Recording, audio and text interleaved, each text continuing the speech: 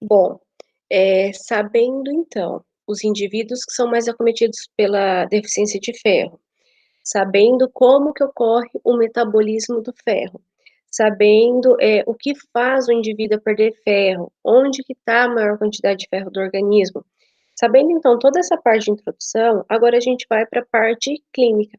Agora a gente vai saber através do hemograma, como que a gente faz, eh, um diagnóstico de anemia ferropriva? Quais alterações a nível de laboratório que a gente observa em um paciente com anemia ferropriva? Vamos lá então. Bom, são vários os exames que a gente precisa ter para o indivíduo ser diagnosticado com anemia ferropriva, e o principal é o hemograma. Digo o principal, mas não o exclusivo, tá, gente? Por quê? Funciona assim: você vai para o médico com alguns sintomas de anemia que nós falamos na aula passada. Palidez, cansaço, taquicardia, enfim, entre outros. O médico vai te examinar, vai te atender, e ele não vai olhar para você e falar assim: "Ah, você tá com deficiência de ferro, já vou pedir exames específicos para isso". O médico, ele começa pelo hemograma, porque o hemograma é um exame de triagem. Então ele vai fazer, né, o hemograma, vai solicitar o hemograma, o laboratório vai fazer, e a partir dali, então, se, o hemograma mostrar algumas características de deficiência de ferro, aí ele vai confirmar isso através de outros exames.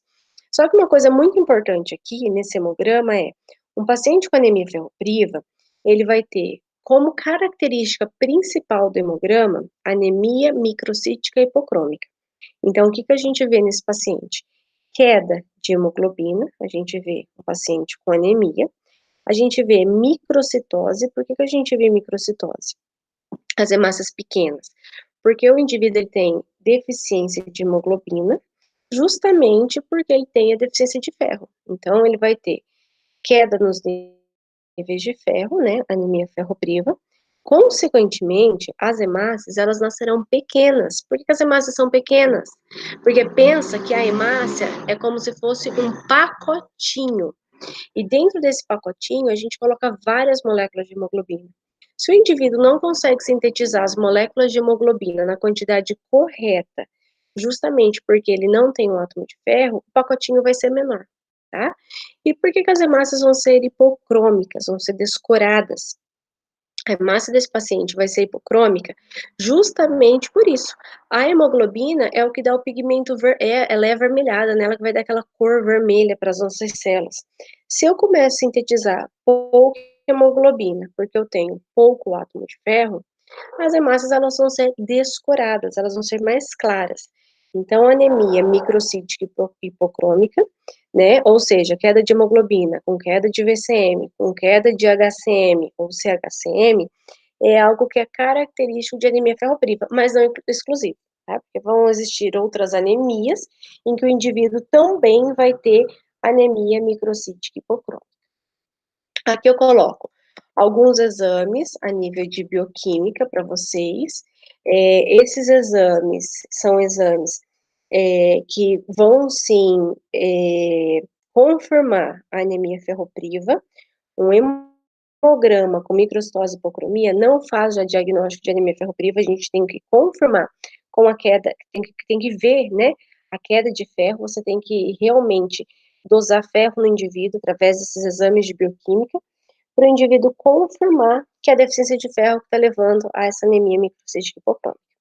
Essa parte de bioquímica eu não vou entrar, se vocês quiserem a gente pode falar um pouquinho sobre ela, mas eu vou deixar realmente essa parte para as aulas de bioquímica. Bom, então quais alterações que nós observamos em um hemograma? É só microcitose e hipocromia? De início o indivíduo já tem microcitose e hipocromia? Como que funciona isso? Então a gente vai pensar assim, ó, antes do indivíduo ter microcitose e hipocromia, a primeira alteração que ele tem no hemograma perante uma queda de ferro é a anisocitose, ou seja, elevação do RTW, ou seja, alteração no tamanho das minhas hemácias. Por que que a primeira alteração, até mesmo antes da queda da hemoglobina, é a anisocitose? Que a gente vai pensar assim, vamos supor que eu sou uma paciente saudável, minhas hemácias estão sendo sintetizadas de forma correta, tamanho, cor, quantidade, hemoglobina, está sendo tudo formado de forma adequada.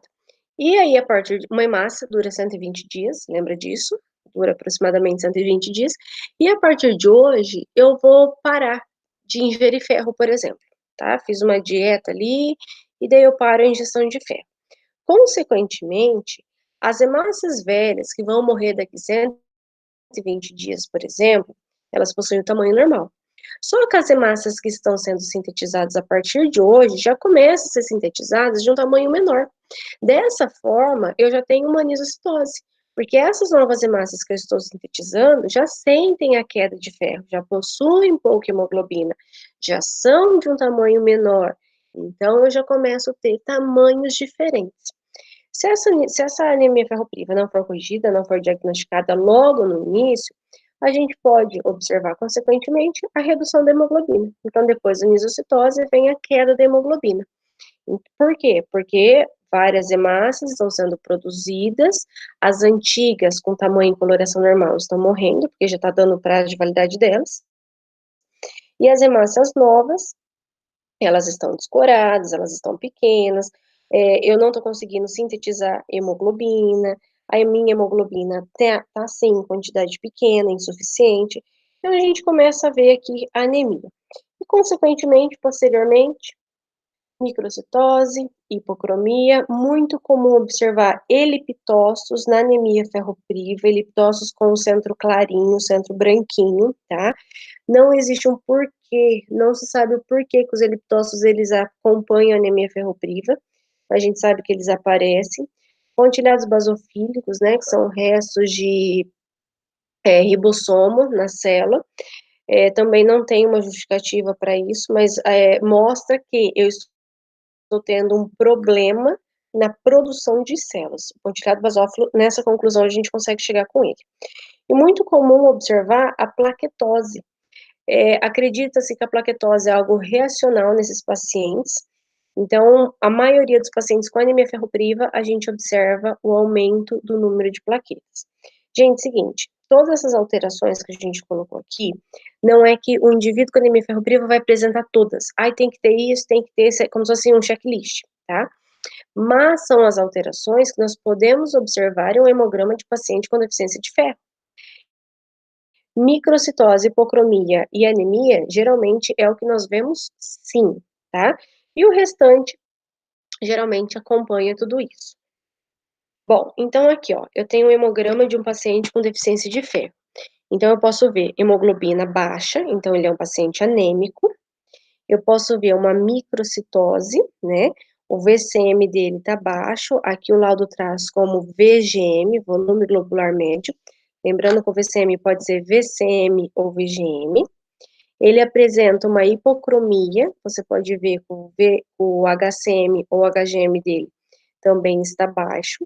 Então, quando eu olho o hemograma, vejo que o paciente é anêmico, a primeira coisa eu preciso classificar a anemia dele. E essa anemia ela é classificada como microcítica hipocrômica e sugere anemia ferropriva. Consequentemente, posterior, aqui ó, RDW, a hora que eu analiso a RDW, eu já vejo que tem anisocitose, né, RDW de 16,3, tá, variação do tamanho das células, mas eu não tenho ainda ali embaixo uma plaquetose, por exemplo. Pode ser anemia ferropriva do mesmo jeito. Ai, será que eu tenho eliptócitos? Não sei, eu estou vendo aparentemente só o laudo, tá? Eu não estou vendo ainda a lâmina desse paciente. Mas pode ser que sim, pode ser que não. Próximo paciente de anemia ferropriva. Hemoglobina de 10, valor mínimo de 12, 13 ali basicamente. É o indivíduo com uma anemia.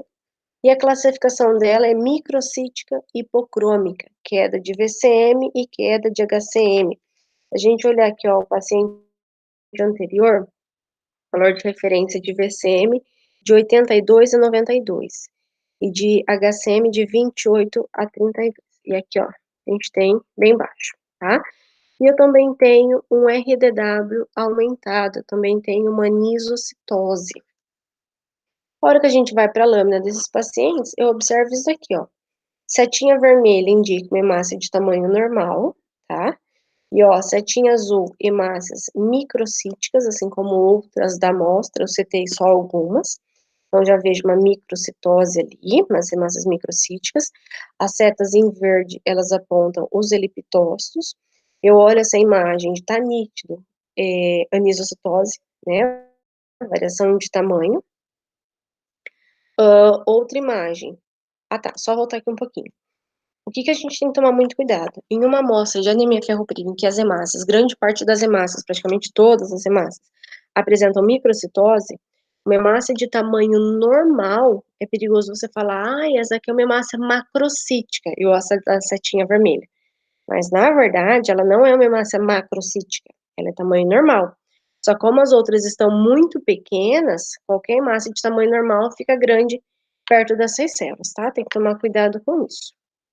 Aqui uma outra amostra, nessa amostra eu também tenho uma microcitose, eu tenho hemácias bem pequenininhas, ó, setinha vermelha indicando, tem até na amostra hemácias menores, né, que essas ainda. Tenho vários elipitócitos, a gente pode ver vários elipitócitos na lâmina. Grande parte das hemácias tem pouca hemoglobina, a gente vê que só a bordinha tem cor, né, a célula ali tá com centro branco muito grande. Aqui outra célula, outra imagem, bem característica de anemia ferropriva. Eu tenho hemácias pequenas, hemácias descoradas, olha que a hipocromia, que a setinha vermelha aponta, assim como várias outras, né, células ali, a gente vê uma hipocromia muito intensa. Aqui, gente, ó, a seta vermelha, ela mostra uma hemácia de coloração normal. Olha as outras hemácias, que hipocromia absurda que tá. Uma hipocromia muito evidente, né? A gente vê só o contorno ali dessas células. Acredito também aqui, acredito não, elas estão, a grande parte das hemácias que estão hipocrômicas, elas também estão microcíticas, que é uma característica de anemia ferropriva. Muito bem, vimos as imagens, vimos o hemograma, vimos o porquê da microcitose, o porquê da hipocromia, o porquê da anisocitose, tá? O que a gente consegue ali justificar, a gente justifica. Agora, a plaquetose, o eliptócito, por exemplo, a gente não tem muita justificativa para isso, temos até algumas hipóteses, mas não justificativa. E o que a gente precisa também lembrar da anemia ferropriva? Sempre a classificação laboratorial ou a classificação morfológica, que é a classificação de acordo com os índices hematimétricos, a classificação laboratorial da anemia ferropriva vai ser sempre microcítica hipocrômica. Lembra aquilo que eu falei? A hemácia é como se fosse um pacote, e nesse pacotinho a gente enche ele de hemoglobina. Então fica uma hemácia cheia, bonita, corada, vermelha, né? Agora, se eu não tenho hemoglobina para colocar nesse pacotinho, a minha massa vai ser que tamanho? Pequena, vai ser que cor? Descorada, tá? Por que eu não tenho hemoglobina? Porque eu não tenho ferro para sintetizar a molécula de hemoglobina. Quando nós falamos da classificação fisiológica, que também foi assunto da aula anterior, a anemia ferropriva ela é caracterizada como uma anemia não hemolítica. Por quê? Em algum momento que a gente falou que a hemácia pequena e descorada vai ser eliminada do nosso corpo antes de 120 dias? Não. Por mais que ela é pequena, por mais que ela tenha pouca hemoglobina no seu interior, ela vai circular transportando pouco oxigênio para os tecidos, em 120 dias depois de ser eliminada normalmente.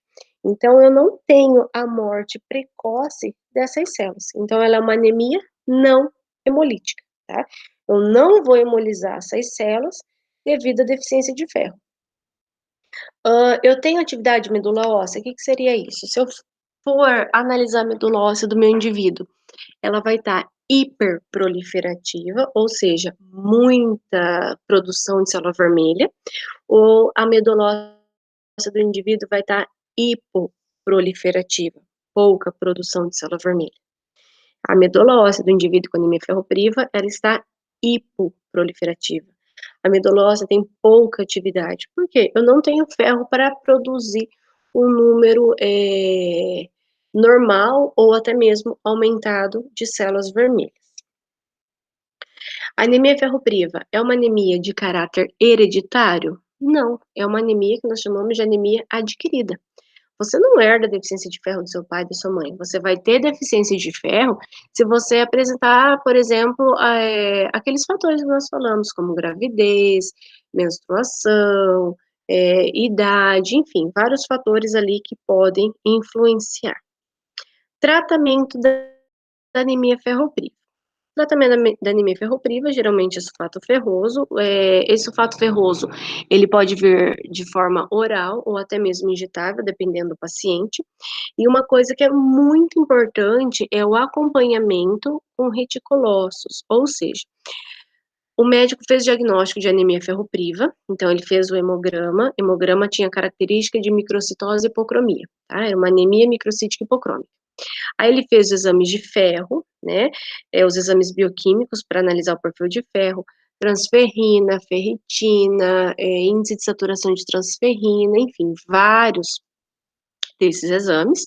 E esses exames, eles mostraram que o paciente tinha sim queda dos níveis de ferro. Ótimo, então a partir de hoje eu vou dar início ao tratamento dessa anemia ferropriva. Então vai ser administrado sulfato ferroso, seja de forma oral, seja de forma injetável. Aí o médico, de vez em fazer, ele pode até acompanhar através do hemograma para ver se a hemoglobina está subindo, só que geralmente ele acompanha através do exame de reticulócitos. Então, como que está o reticulócito antes do tratamento? Antes do tratamento, o reticulócito do meu paciente é muito baixo, é abaixo do valor de referência.